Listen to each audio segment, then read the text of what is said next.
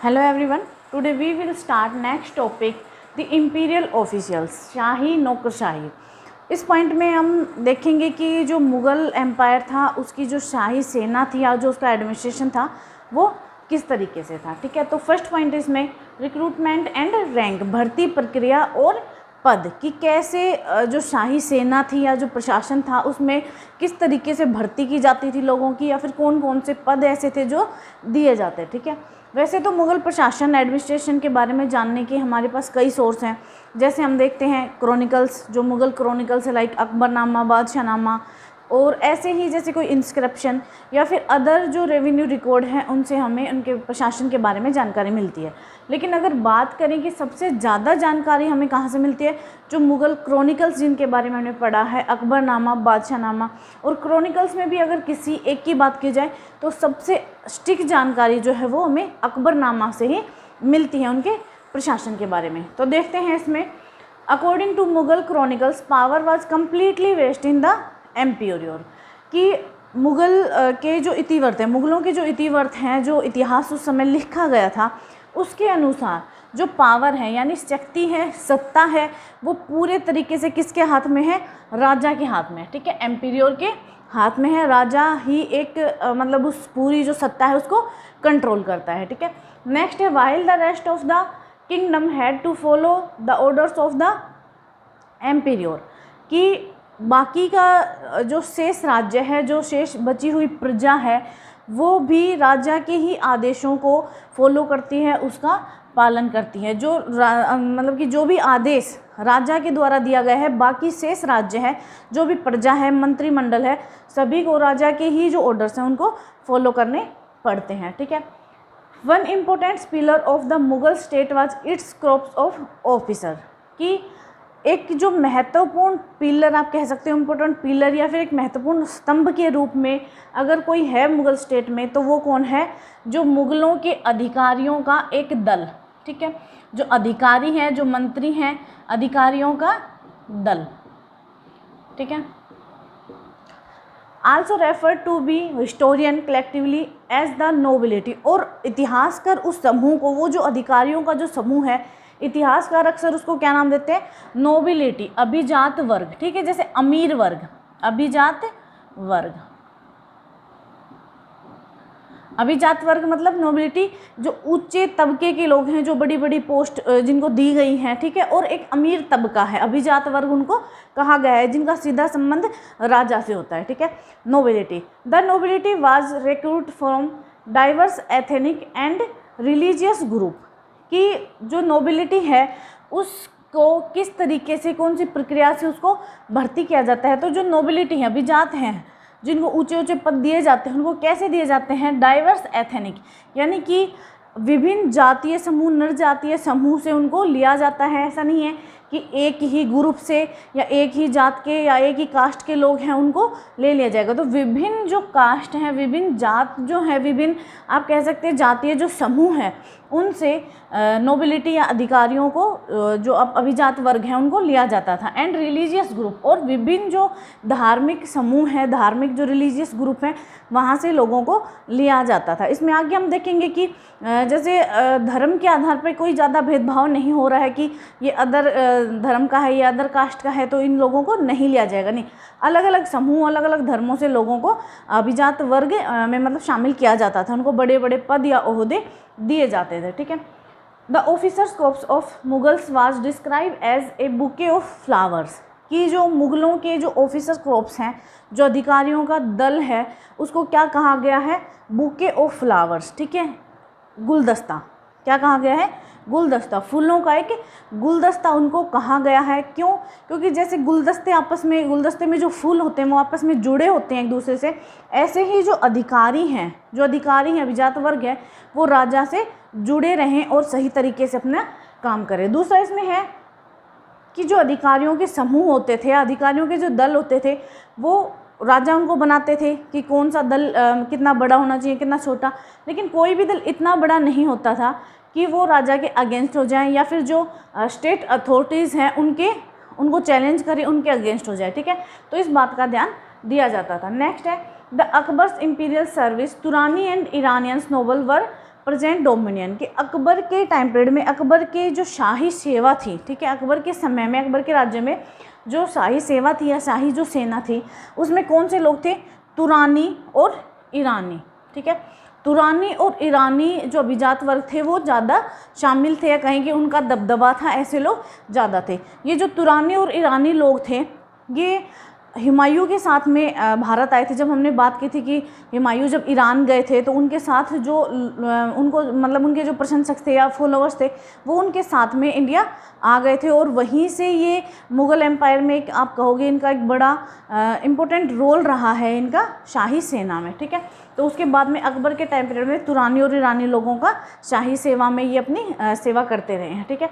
Next है, 2 ruling groups of Indian origin enter the imperial service from 1560 onward, the Rajput and the Indian Mughals, ठीक है। शेख जदा जिनको कहा गया है कि 1560 में 1560 का जो दशक था उसमें ऐसे 2 भारतीय मूल के आप कह सकते हो समूह या भारतीय मूल के जो राज्य थे वो भी कहीं ना कहीं मुग़ल शासन में या मुग़ल जो इम्पीरियल सर्विस थी उसमें मतलब कि उससे जुड़ गए थे। जो मुग़ल शाही सेना थी सेवा थी उसमें जुड़ गए थे। कौन कौन से थे वो 2 ग्रुप, एक तो था राजपूत और दूसरे थे इंडियन मुस्लिम, जो भारतीय मूल के जो मुस्लिम थे जिनको क्या कहा गया है, शेख जदा जिनको कहा गया है, शेख जदा। ये लोग भी 1560 के दशक में मुग़लों की जो शाही सेवा थी शाही सेना थी उसमें मिल गए थे, ठीक है। वहीं अगर हम राजपूत की बात करें तो the first to join was a Rajput chief Raja Bharmal Kachhwaha, ठीक है, ऑफ आम्बेर, कि जो पहले राजपूत शासक थे जिन्होंने मुग़ल सेवा को जिनमें मुग़ल सेवा को ज्वाइन किया या हम कह सकते हैं मुग़ल आर्मी को ज्वाइन किया, वो कौन थे, राजा भारमल कछुआ, कहाँ के, अम्बेर के थे, ठीक है। अम्बेर के थे राजा भारमल कछुआ जिन्होंने सबसे पहले राजपूत, ठीक है, राजपूतों में आएंगे सबसे पहले राजपूत जिन्होंने मुग़ल शाही सेवा को जिसमें मुग़ल शाही सेवा में वो गए, ठीक है। और राजा भारमल ही थे जिनकी पुत्री का विवाह अकबर से हुआ था, जिनके बारे में पढ़ते हैं रानी जोधाबाई, तो वो रानी जोधाबाई राजा भारमल की ही। नेक्स्ट है इसमें members of Hindu castes inclined toward education and accountancy were also promoted, कि अकबर के टाइम पीरियड में जो हिंदू कास्ट थी, हिंदू जो जातियाँ थी, उनमें ऐसे लोग जो एजुकेशन और अकाउंटेंसी यानी कि जो शिक्षा को और कहीं ना कहीं जो लेखा जोखा जो कार्य करने का होता है लेखा जोखा, उस चीज़ में जो इंटरेस्टेड लोग थे या जो इच्छा रखते थे इन चीज़ों को पढ़ने की या इन चीज़ों को बढ़ाने की, तो ऐसे लोगों को भी प्रमोट किया गया, ऐसे लोगों को भी शाही सेवा में शामिल किया गया। और इसी का एक फेमस एग्जाम्पल है जो अकबर फाइनेंस मिनिस्टर रहे हैं राजा टोडरमल, जो एक खत्री कास्ट के थे, उसके बाद भी अकबर ने उनको फाइनेंस मिनिस्टर यानी वित्त मंत्री अपना बनाया था, ठीक है।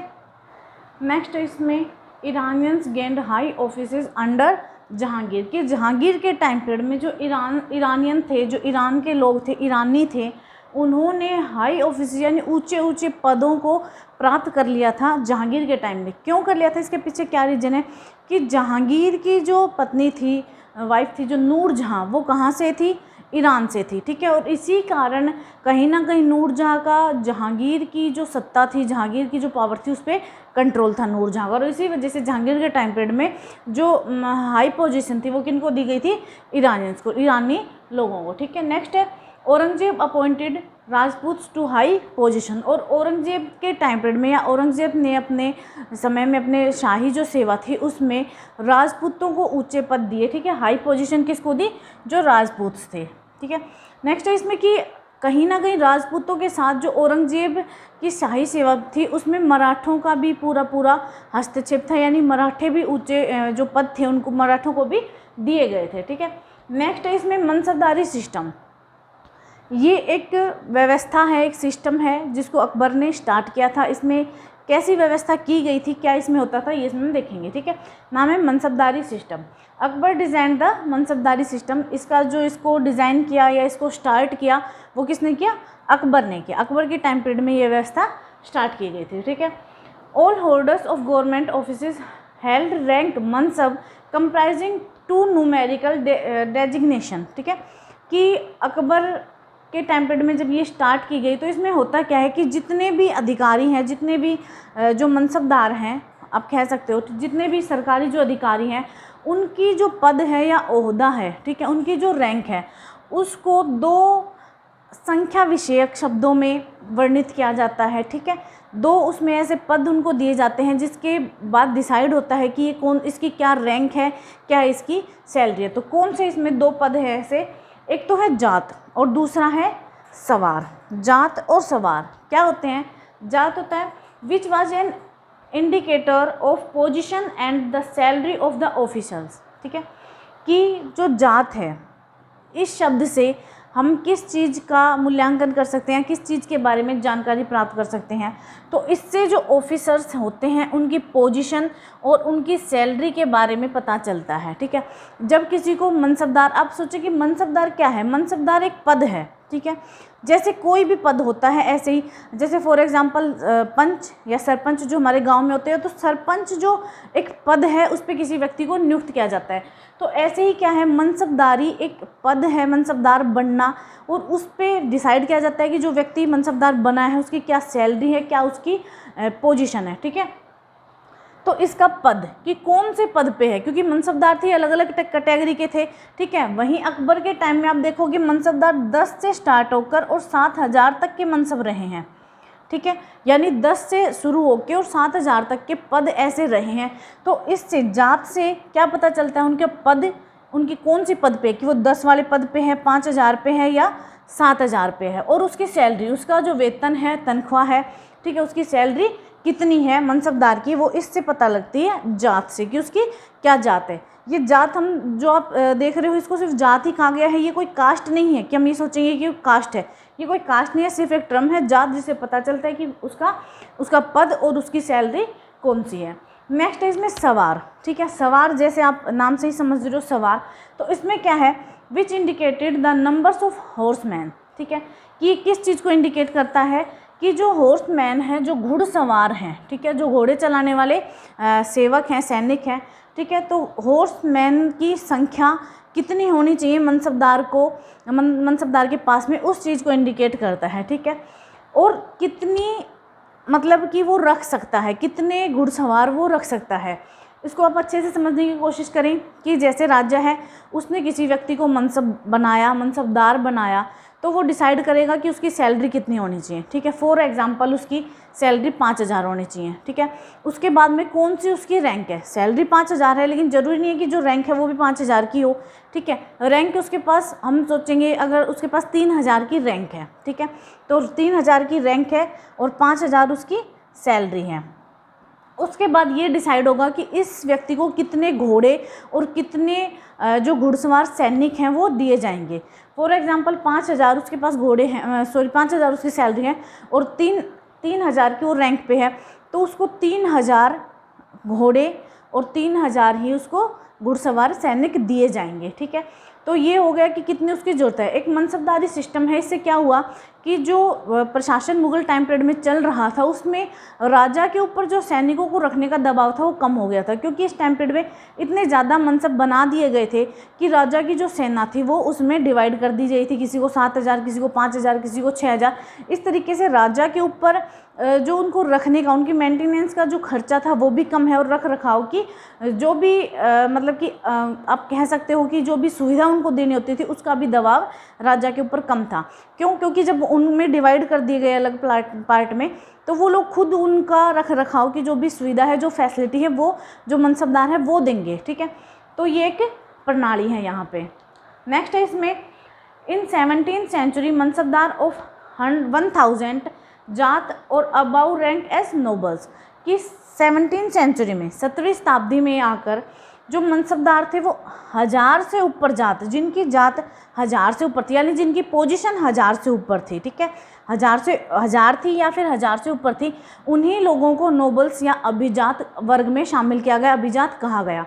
अब देखेंगे अभी कि मनसबदार सब हो सकते हैं, मनसबदार एक पद है उस पर सभी अपॉइंट हो सकते हैं, लेकिन नोबल्स बनना सभी मनसबदार नोबल्स नहीं हो सकते, क्योंकि नोबल्स के बारे में पढ़ा कि जो नोबिलिटी है वो क्या है, अभिजात वर्ग, वो अमीर तबका, ठीक है, अमीर तबका जिसके पास बहुत ज़्यादा प्रॉपर्टी, संपत्ति है, पैसा है, ठीक है, अपनी खुद की सेना है, तो नोबल्स हो गए अभिजात वर्ग। तो जो सभी मनसबदार हैं वो अभिजात नहीं हो सकते, ठीक। नेक्स्ट है इसमें the cavalry was an indispensable of the Mughal army, कि जो कैवलरी है, घुड़सवार सेना है, ठीक है, कैवलरी घुड़सवार सेना है, वो मुगल आर्मी, मुगल सेना के लिए कहीं ना कहीं बहुत ही अपरिहार्य अंग कह सकते हैं, बहुत ही इम्पोर्टेंट उसका एक पार्ट है, ठीक है, इम्पोर्टेंट पार्ट है घुड़सवार सेना। क्योंकि हमने बात की जब भी कोई युद्ध होते थे, ठीक है, तो उसमें क्या होता था कि सबसे ज़्यादा जुट किनकी होती थी, घोड़ों की और घुड़सवार सेना की, ठीक है। दूसरा है जो ये मनसबदार होते थे, ये राजा के ऐसे अंग होते थे जो कभी भी जैसे कोई सैन्य अभियान हो गया, कहीं पे युद्ध हो गया, तो उस समय ये राजा को सपोर्ट करते थे, राजा का सहयोग करते थे, उसमें भाग लेते थे राजा की तरफ से। और कहीं ना कहीं जो प्रोविंसेस होते थे, जो प्रांत थे, उनमें भी ये राजा की तरफ से शासन करते थे, राजा की तरफ से अधिकार करते थे। क्योंकि राजा इनको जैसे कुछ गांव दे देते थे कि वहाँ से इनको रेवेन्यू इकट्ठा करना, और उसके बाद जो टैक्स थे वो राजा को जमा करवाने, और उन लोगों पर शासन करना राजा की तरफ से दूर दराज के क्षेत्रों में। तो कहीं ना कहीं ये राजा की तरफ से शासन भी करते थे जो प्रांतीय इकाई थी वहाँ पे। नेक्स्ट इसमें the troopers maintained superior horse branded on the flank by the imperial mark, कि जितने भी घुड़सवार सैनिक थे या जो नोबल्स थे, वो एक अच्छी क्वालिटी के उच्चतम श्रेणी के घोड़े थे वो रखते थे। और वो घोड़े कैसे, on the flank by the imperial mark, और उनके जो पार्श्व भाग होता है, पिछले भाग पर उन पे एक इम्पीरियल मार्क यानी एक शाही चिन्ह का निशान होता था, जिसको क्या कहा गया है, दाग, ठीक है। ये एक दाग सिस्टम थी, एक दाग प्रणाली। ऐसा क्यों किया गया, जो शाही घोड़े होते थे, ठीक है, उनके ऊपर एक शाही निशान लगाया जाता था, ताकि जिससे पहचान की जा सके कि ये घोड़ा है, ये कौन से एम्पायर का है, या ये शाही घोड़ा है, या फिर वैसे ही नॉर्मल घोड़ा है, ठीक है। तो उस पर शाही निशान लगाया जाता। दूसरा, जिस भी मनसबदार के पास घोड़े होते थे उसके ऊपर 2 मार्क होते थे। कैसे, एक तो जो आप कहोगे केंद्र का जो मार्क होता है कि यानी राजा की तरफ से जो इम्पीरियल मार्क होता है वो, दूसरा मनसबदार का खुद का एक निजी मार्क होता था, यानी पर्सनल, कि वो अपने घोड़े पे वो मार्क लगा के रखते थे। इससे क्या पता चलेगा कि ये घोड़ा उस मनसबदार का है, ठीक है। तो इसको दाग और हुलिया प्रथा भी इसको कहा जाता है। दाग जो घोड़ों पर लगाया जाता था, और हुलिया जो घुड़सवार सैनिक होते थे, तो उनका एक, क्योंकि उस टाइम पीरियड में हम देखेंगे कोई फोटोग्राफी नहीं थी कि उनके जो आईडी प्रूफ थे उन पर फ़ोटो लगाई जा सके। तो जो घुड़सवार सैनिक जैसे नियुक्त किए जाते, अपॉइंट किए जाते, उनका क्या था, उनका हुलिया बनाया जाता था, ठीक है, कि किस तरीके का वो दिखता है, चित्रकार उनके हुलिया बनाते थे। तो ये थी दाग और हुलिया पर था, ठीक। नेक्स्ट इसमें a person wishing to join the service petition through a noble who presented a tajwiz to the Imperial, कि जब भी किसी व्यक्ति को, जब भी किसी की इच्छा होती किसी व्यक्ति की, उसको शाही सेवा में शामिल होना चाहिए, ठीक है, उनकी जैसे शाही सेना है उसमें, या फिर कोई भी शाही सेवा में शामिल होना है, तो वो एक नोबल्स के थ्रू, यानी जो अभिजात होते थे, उच्च पद पर आसीन होते थे, उनके थ्रू राजा तक एक याचिका पहुंचाते थे, ठीक है। उस याचिका को क्या कहा है, तजवीज़। जैसे किसी भी व्यक्ति को शाही सेवा में शामिल होना है तो वो किसी नोबल के थ्रू, ठीक है, कोई भी अभिजात था उसके द्वारा जैसे राजा को एक याचिका प्रस्तुत करते कि उस व्यक्ति को शाही सेवा में शामिल होना है, तो उस याचिका को क्या कहा गया है, तजवीज़ कहा गया है। वो याचिका जो प्रस्तुत करते किसी के द्वारा, उसको तजवीज़ कहा गया है। इसके बाद में जब राजा के सामने याचिका प्रस्तुत कर दी जाती, तो उसमें जो राजा थे वो क्या देखते कि सामने वाला व्यक्ति जिसने याचिका अपनी भेजी है कि उसको नियुक्त होना है शाही सेवा में, तो वो उसको ये देखते कि वो उस पद के लिए सुटेबल है या नहीं है, उसमें वो क्वालिटी है या नहीं। तो इन सब चीज़ों को देखने के बाद अगर वो व्यक्ति उस मापदंड के लिए अगर सही पाया जाता तो उसको नियुक्त कर दिया जाता था, ठीक है। नेक्स्ट इसमें कि कुछ ऐसे जो हाई पोजीशन, ऐसे ऊंचे पद रहे हैं मुग़ल प्रशासन में, उनके बारे में देखते हैं। 3 ऐसे पदों का यहाँ पे वर्णन किया गया है। फर्स्ट है द मीर बख्शी, ठीक है, पहला कौन सा है, मीर बख्शी, पे मास्टर जनरल, ठीक है, उच्चतम वेतनदाता, जो अन्य जो अधिकारी हैं, ठीक है, उनको सैलरी देते थे, उनको वेतन देते थे, ठीक है। Mir Bakhshi would stand to the right of the emperor. जो मीर बख्शी हैं वो राजा के किस तरफ खड़ते, दाहिने तरफ, ठीक है, दाहिने तरफ सबसे पहले मीर बख्शी खड़े होते थे। And presented all candidates for appointment और प्रमोशन, और सभी वो व्यक्ति सभी कैंडिडेट को प्रेजेंट करते, वहाँ प्रस्तुत करते, जिनको अपॉइंट करना है, जिनकी नियुक्ति करनी है, या फिर जिनको प्रमोशन देना है, जिनको पदोन्नति देनी है, ठीक है, ऐसे लोगों की को वहाँ राजा के सामने प्रस्तुत करते, ठीक है। और इनका काम था कि जो भी आदेश होते थे उन पे राजा के हस्ताक्षर करवाने, और इनका जो ग्रुप होता था वो उन चीज़ों पे जो भी आदेश होते थे उन पे हस्ताक्षर साइन करने के बाद में उसको प्रस्तुत किया जाता था, ठीक है। नेक्स्ट इसमें दीवान आला, फाइनेंस मिनिस्टर, वित्त मंत्री जिनको कहा गया है दीवान आला, इनका काम था जो भी वित्त से संबंधित लेखा जोखा था उनको रखना। तीसरा है सदर ए सुदूर, सदर ए सुदूर, मिनिस्टर ऑफ ग्रांट्स और मदद ए मास, ठीक है, यानी कि अनुदान के मंत्री, मिनिस्टर ऑफ ग्रांट्स अनुदान के मंत्री, जिसको मदद ए मास भी कहा जाता है। मदद ए मास किसको कहा जाता है? सदर ए सुदूर को नहीं, इसको जो अनुदान में जो ज़मीन दी जाती थी जिसको सयूर गल भी कहा जाता था उसको मदद ए मास भी कहा जाता था, ठीक है। राजा के द्वारा जो अपनी संपत्ति होती थी उस संपत्ति में से कुछ ज़मीन किसी को अनुदान में दे दिया जाता था, जैसे कि किसी स्कूल को या फिर किसी ब्राह्मण को जो एक उपहार स्वरूप अनुदान में दे दिया जाता था, उस ज़मीन को क्या कहा गया है? सयूरगल या मदद ए मास, ठीक है, उस भूमि को मदद ए मास कहा गया है। और जो सदर ए सुदूर होते थे वो उसी भूमि के मंत्री होते थे, ठीक है, अनुदान के मंत्री। ये जो भूमि किसी को अनुदान में दी जाएगी इसका लेखा जोखा, कितनी भूमि देनी है, किसको देनी है, ये सारा रिकॉर्ड किसके पास होता था? सदर ए सुदूर के पास में, ठीक है। नेक्स्ट है and in charge of appointing local जज और काजीज, ठीक है। एक तो हो गए कि अनुदान के मंत्री जो भूमि लेनी देनी है उसका रिकॉर्ड रखेंगे। दूसरा क्या था कि इंचार्ज थे जो लोकल जज थे, स्थानीय जज होते थे, ठीक है, न्यायाधीश। और दूसरा जो काजी जो नियुक्त किए जाते थे उनके प्रभारी, उनके इंचार्ज भी सदर ए सुदूर थे, ठीक है। नेक्स्ट है तैनात ए रकीब। तैनात ए रकीब एक अधिकारियों का ऐसा दल है जो मुगल कोर्ट में नियुक्त किया जाता था, ठीक है। Noble station and at the court were a reserve force to be deputed to a provinces और मिलिट्री कैंपेन, कि जब भी कोई सैन्य अभियान होता था या फिर प्रांतों में जो प्रोविंसेस थे वहाँ पे कोई प्रॉब्लम होती थी तो ये जो अधिकारियों का दल था इसको राजा के द्वारा वहाँ पे भेजा जाता था, वहाँ पे नियुक्त किया जाता था। और वैसे ही कहाँ पे होते थे? मुगल दरबार में नियुक्त होते थे। इनका काम क्या होता था कि राजा और जो शाही परिवार है उसकी देखरेख करना, उसकी सुरक्षा करना, ये इनका काम होता था, ठीक है। तो इसमें कि ये जो तीन अधिकारी थे, मीर बख्शी, दीवान आला और सदर ए सुदूर, ये तीनों ही एक एडवाइज़र के रूप में काम करते थे, राजा के सलाहकार के रूप में काम करते थे। और कोई भी एडमिनिस्ट्रेशन में जो चेंज हो या फिर आप कहोगे कोई भी फाइनेंशियल चेंज करना हो तो इन सब चीज़ों का जो परिवर्तन करना होता वो इन्हीं की एडवाइस से किया जाता था। राजा इन्हीं के सुझाव से, इन्हीं की सलाह से कोई भी आदेश या कोई भी जो परिवर्तन करने होते थे, चेंजेस, उनको करता था। तो इनका काफ़ी इम्पोर्टेंट रोल रहा है मुग़ल एम्पायर में, मुग़ल एडमिनिस्ट्रेशन में, ठीक है। तो ये हो गया आपका जो भर्ती प्रक्रिया और जो भी वहाँ पे पद थे उनके बारे में, ठीक है। Thank you very much.